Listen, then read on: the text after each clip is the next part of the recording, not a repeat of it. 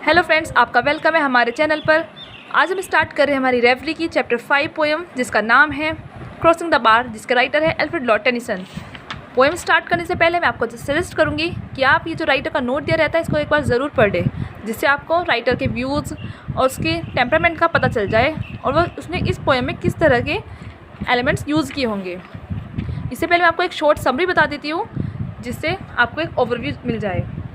ये poem writer ने तब लिखी थी जब एक सीरियस इलनेस में फंस गया था, तो उसे जो भी डेथ के सिम्टम्स वगैरह दिखते थे, उसने जो भी क्लोजली नोटिस किया, उसने इस पोएम को इसी तरह से फील किया और वो सारे एलिमेंट इस पोएम में यूज़ किए हैं। इस पोएम की टोन भी इसलिए हम देखेंगे most of the time hopeless है। इस पोएम में पोइट बताता है कि कैसे एक ह्यूमन सोल जो इस वर्ल्डली एरिया में रहती है, वह कैसे डेथ के बाद गॉड के पास चली जाती है। किसी का फेथ होता है गॉड में, किसी का नहीं होता है, उसी को राइटर ने क्लियरली बताया है। तो हम स्टार्ट करते हैं अपनी पोएम को। मैंने आपके लिए इसमें एक बहुत ही क्लियर नोट्स बनाए हैं जो मैं वीडियो के एंड में आपको शो करूँगी, जिससे आपको एग्ज़ाम टाइम में और किसी भी टेस्ट के टाइम पर रीड करने में बहुत हेल्पफुल रहेंगे। तो हम अपना पहला पैरा स्टार्ट करते हैं, जो कहता है sunset and evening star and one clear call for me and may there be no morning of the bar when I put out to sea. इसमें मोस्ट ऑफ द टाइम पर poet ने metaphors, similes, irony, symbolism ये literary devices use की है poet ने। तो अब अपनी पहली लाइन जो है वो भी पोइटिक डिवाइस से शुरू हुई है, जो है sunset and evening star. Sunset और इवनिंग स्टार ये एक इमेजरी शो कर रहे हैं। सनसेट विजुअल इमेजरी है और इवनिंग स्टार भी एक विजुअल इमेजरी है। और इसे पोइट कहता है, इसमें पोइट सनसेट और इवनिंग स्टार से डिपिक्ट करता है कि कैसे लाइफ का एंड हो रहा है धीरे धीरे। जैसे नॉर्मली प्रैक्टिकली हम देखें तो सनसेट होता है तो धीरे धीरे डार्कनेस हो जाती है। ऐसे ही जैसे जैसे इंसान ओल्ड एज की तरफ प्रोसीड करता रह जाता है, वैसे वैसे उसकी डेथ उसके करीब आती जाती है। तो वही पॉइंट ने यहाँ डिस्क्राइब किया है अगली लाइन में, and one clear call for मी। ये क्लियर कॉल यहाँ पे ये भी एक मेटाफर की तरह यूज़ किया गया है, और यहाँ पर पॉइंट ने clear call death of call के लिए यूज़ किया है कि कैसे जो डेथ की कॉल है वो पोइट को सुनाई दे रही है और वो बहुत क्लियर है, बहुत शार्प टोन है, उसमें कोई भी फ्रेंटिक वॉइस नहीं है, और वो पोइट को बहुत अच्छे से सुनाई दे रही है कि उसकी डेथ अब पास है। जैसे मैंने आपको बताया था कि वह उस टाइम पर इल हो गया था, इसलिए उसे ऐसे ऐसे व्यूज़ आ रहे थे। अगली लाइन है and may there be no morning of the bar when I put out to sea. यहाँ पर पोइट एक वॉइस दिखा रहा है कि कैसे वो अगर कोई भी इंसान अगर किसी भी सी में जाता है शिप के थ्रू, तो कैसे उसकी जर्नी होती है। But at the same time जब कोई इंसान डेथ के दूसरी साइड जाता है तो कैसे उसकी जर्नी होती है। पॉइंट ने दोनों को एक कॉन्ट्रास्ट करके दिखाया है। मॉर्निंग ऑफ द बार यहाँ पे है। मॉर्निंग ऑफ द बार वैसे तो यहाँ पे पॉइंट ने दिखाया था कि जो डिस्टेंस होती है लाइफ और डेथ के बीच में, जो डिस्टेंस होती है उसको मॉर्निंग बार के फॉर्म में शो किया था।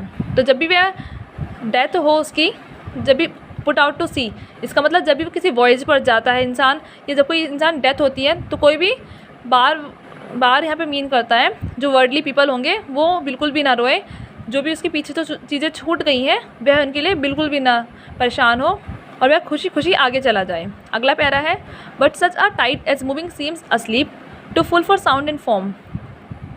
आप ये नोटिस करेंगे कि हर जगह पॉइंट ने एक सी जर्नी को और जो डेथ वाली जर्नी है दोनों को कॉन्ट्रास्ट करके एक ही मेटाफर के थ्रू यूज़ किया है। जैसे यहाँ पे है, but such are tide as moving seems asleep, means अगर सी में अगर टाइड बहुत स्मूथ हो तो जर्नी बहुत ज़्यादा एफिशिएंटली आगे हो सकती है। अगर टाइड स्मूथ होती हैं, एक जनरल लेवल में होती है, तो शिप बहुत ज़्यादा एफिशिएंटली वर्क करता है, वह आगे आराम से चला जाता है बहुत कम फोर्स के साथ। और too full for sound and form, इसका मीनिंग यहाँ पे है, तो पॉइंट यहाँ पे कहता है कि कैसे जो टाइड होंगी वो कैसे कैसे बिना साउंड के, बिना हर्डल के कैसे एफिशिएंटली उसको आगे फॉलो करेंगी। और ऐसे ही जब किसी इंसान की डेथ होती है तो कैसे वो भी बिना डेब्ट्स के, सब चीज़ों को पीछे छोड़कर, सभी डाउट्स और फियर्स को पीछे छोड़कर आगे अपनी जर्नी के लिए चला जाता है। तो यहाँ पे साउंड एंड फॉर्म यहाँ पे शो किया गया है डाउट्स और फियर्स को जो इंसान के पीछे छूट जाते हैं। और जो टेनिसन के टाइम पे बहुत सारे लोग थे, और जो टेनिसन के बहुत सारे टाइम पर जो फैमिली मेम्बर्स और जो भी वगैरह जिनसे वो मिलते थे, वो क्रिश्चियनिटी रिलीजन उस समय पर फाउंडेशन हिलने लगी थी क्रिश्चियनिटी रिलीजन की। तो टेनिसन को भी बहुत ज़्यादा फियर होता था इन सब चीज़ों का। वो बहुत डाउट में थे कि क्या करना चाहिए, कैसे करना चाहिए, क्या गॉड होते हैं।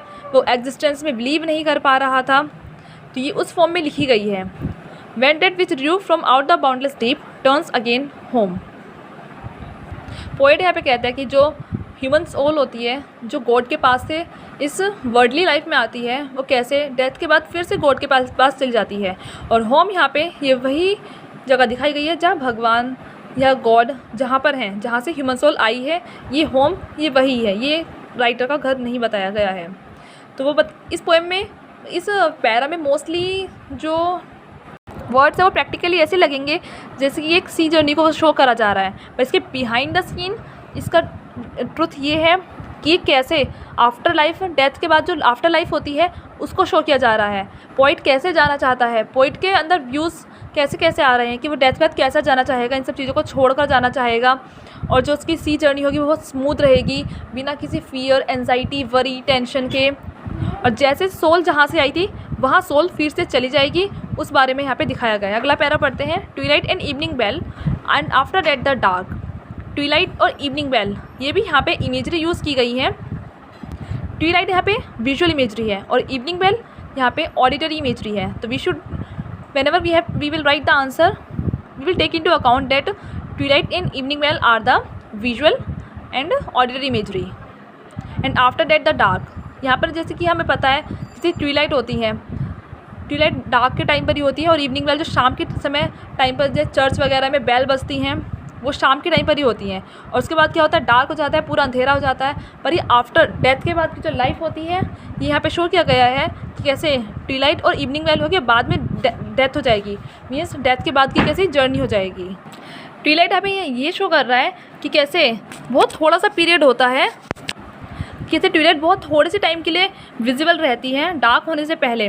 वैसे ही इंसान की लाइफ भी होती है, बहुत थोड़े ही टाइम के लिए इंसान अभी हैप्पी है, कब पता नहीं डेथ आ जाए। ये यहाँ पे शो किया है पोइट ने। और इवनिंग बेल यहाँ पे अनाउंस कर रही है डे की एक्टिविटी, पूरे दिन में क्या एक्टिविटी की। In the sense evening bell basically यहाँ पे ओल्ड एज को शो कर रही है। जैसे कि थोड़े टाइम के लिए हमें पता होता है कि हाँ भाई हमारे लाइफ है और कब पता नहीं डेथ आ जाए। और ओल्ड एज, जैसे ही ओल्ड एज आती है तब डेथ और ज़्यादा करीब आ जाती है। तो पोइट ने यहाँ पे इन दो इमेजरी के थ्रू यहाँ पर डेथ को, ओल्ड एज को, इन सब चीज़ों को शो किया है। और बाद में डार्क हो जाता है, डार्क रेफर करता है यहाँ पे प्रैक्टिकली हम देखें तो डार्कनेस को, पर ये रेफर कर रहा है डेथ को। कैसे थोड़े टाइम के लिए हम अभी हैप्पीनेस है, अभी लाइफ दिख रही है, बाद में ओल्ड एज आ जाती है, ओल्ड एज के बाद डेथ आ जाती है। ये एक सीक्वेंस में पोइट ने दिखाया है। और पोइट ने कहा है ये लाइन बहुत ज़्यादा इंपॉर्टेंट हो जाती है अब इस पोएम में। आई थिंक ये लाइन बहुत ज़्यादा इंपॉर्टेंस रखती है। And may there be no sadness of farewell when I embark. यहाँ पे एम्बार्क का मतलब है, जब एम्बार्क मीन्स होता है जब हम किसी जर्नी के लिए प्रोसीड करते हैं, मतलब कोई भी सैड फेयरवेल नहीं दे। जब भी हम किसी फेयरवेल के लिए जाते हैं तो कोई ना कोई लोग रोने लगते हैं, आंसू आ ही जाते हैं। तो पोइट वही कह रहा है कि वह इतनी अच्छी जर्नी के लिए जा रहा है, यहाँ से ज़्यादा अच्छी जर्नी हो सकती है वो। तो उसके लिए जब वो जाए, when he will embark, at that time nobody will cry, nobody will feel sad. This is the poet intention and he believes in it. Poet की हमें विश होती है कि कोई भी इसको सैड फेयरवेल ना दे, सब उसको हैप्पीनेस के साथ दूसरे वर्ड के लिए विश करें। अगला पैरा है। फॉर दो फ्रॉम आउट अब a born of time and place the flood में बियर मी फार। ये फ्लड यहाँ पे सी को डिनोट कर रहा है, जो ओशियन है, जिसमें शिप है, जिसमें वॉयज के लिए जा रहा है। तो पोइट कहते हैं जो ओशियन है, ये जो सी है, ये उसको इस बाउंड्री से, जो इस लिमिटेड, क्योंकि यहाँ पे हमारी जो वर्ड है, जो ये अर्थ है, इसके अंदर जो भी वर्ल्डली पीपल रहते हैं वो एक टाइम और प्लेस के बंधन में बंधे हुए हैं। They are limited in this limited world, but he want to go in the infinite world in which there is no limit for time and place. He surely want to go there. Point यहाँ पे यही कहता है कि जो सी है, जो ocean है, वो उसको इतनी दूर ले जाए, इस लिमिटेड वर्ड से इनफाइनेट वर्ड तक ले जाए। अगली लाइन है, I hope to see my pilot face to face when I have cross the bar. यहाँ पे पोइट का फेथ दिखता है हमें, faith in the sense pilot यहाँ पे, क्योंकि पायलट वो सी वॉयज वाले को नहीं कह रहा है, वो कह रहा है गॉड को। यहाँ पर वो पायलट गॉड है, तो वो कहता है जब वो जर्नी के उस पार चला जाएगा, when he will step into his life after death, then he will face his God. उसको पूरा विश्वास है कि जो गॉड है वो उसको मिलने ज़रूर आएंगे और वो खुद उसको एम्ब्रेस करेंगे अपने हाथों से। वो कहता है जब वो इस बार को, जो भी ये बार मैंने आपको पहले ही बताया, ये एक जर्नी लाइफ और डेथ के बीच में जो स्पेस है, जो टाइम है, जो एरिया है, उसको बार कहा गया है। तो वो कहता है जब वो बार के दूसरी साइड चला जाएगा, डेथ के दूसरी साइड चला जाएगा, तो जो उसके पायलट है मीन्स गॉड है, वो उसको फेस टू फेस मिलने आएंगे। तो यहाँ पे उसका फेथ शो हो रहा है। अब ये पोएम एक बार पूरी हो ही गई है। मैं आपको एक और बात, इंपॉर्टेंट बात बता देती हूँ। ये पोइट तब लिखी गई थी जब जो चार्ल्स डॉबिन्स थ्योरी थी, उन्होंने अपने चार्ल्स डॉबिन्स ने, आपको पता ही है, चार्ल्स डॉबिन्स ने अपनी इवोल्यूशन की थ्योरी दी थी। उस टाइम पर जो क्रिश्चियनिटी रिलीजन था, उनका भगवान जी गॉड पर रिलीजन जो भी था, बिलीफ हट गया था। तो उस टाइम पर पॉइंट बहुत ज़्यादा डाउट में था, कन्फ्यूजन में था, वो अपनी डेथ के बहुत ज़्यादा करीब था। वो उसे तो पूरा बिलीफ था गॉड पर वो सोचता था कि कैसे, मीन्स वो डाउट्स से फिर भी थोड़ा बहुत भरा हुआ था अभी। और उसके साथ साथ बाकी जो पीपल थे वो भी डाउट्स और फियर्स में, टेंशन्स में, कन्फ्यूजन्स में थे कि गॉड होते हैं, वेदर गॉड एग्जिस्ट और नॉट। यही राइटर के मन में भी था और राइटर यही सोच रहा था। तो उसने यहाँ अपना फेथ यहाँ पर शो किया है इस पोएम में। It means he was the true believer of God. मैं आपको जो मैंने शॉर्ट समरी बनाई थी वो दिखा देती हूँ। ये क्रॉसिंग द बार, ये मोस्टली लोग कहते हैं ये एलर्जी है, कुछ कहते हैं नहीं है, बट जिस तरह से पोइट ने ये दिखाई है, इसमें जो भी टोन यूज़ की है वो एलर्जी शो करती है। इसमें मेन थीम्स बता देती हूँ मैं। मेन थीम्स है faith in God, he consider God as his saviour. अगली है डेथ। पॉइंट डेथ के बाद जो लाइफ होती है, after life death after life में बहुत ज़्यादा बिलीव करता था। वो ये बिलीव करता था कि डेथ जो है वो एंड नहीं है, जो हमने पोएम की लास्ट लाइन में भी देखा था कि गॉड उसको एम्ब्रेस करने के लिए आएंगे, मिलने आएंगे, वो गॉड को फेस टू फेस सी करेगा। तो यहाँ पे वो डेथ को एंड नहीं मानता है और डेथ को एक बहुत ही, और डेथ के लिए डर नहीं रहा था। और तीसरी थीम है, इतने हर्डल्स होते हुए भी वो इतना इल था पर उसे फिर भी हैप्पी फेयरवेल के लिए सोच रहा था। ये उसकी पॉजिटिविटी थी। पोएटिक डिवाइसेस में यूज़ की गई है आयरनी, इमेजरी, एलिट्रेशन, मेटाफर और symbolism.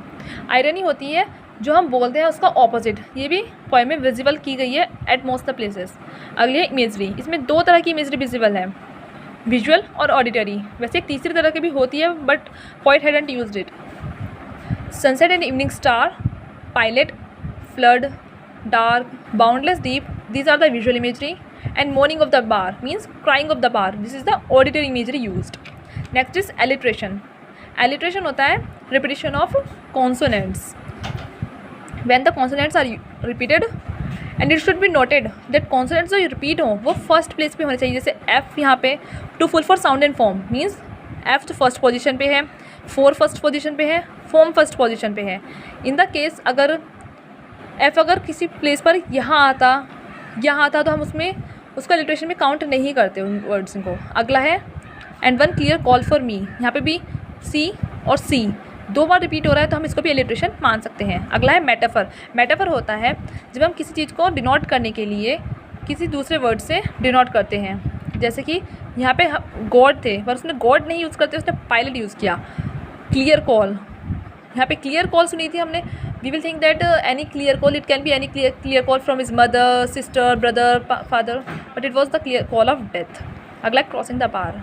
Crossing the bar is the metaphor for death. when he will cross the bar, that means he will be close to death. अगला है symbolism.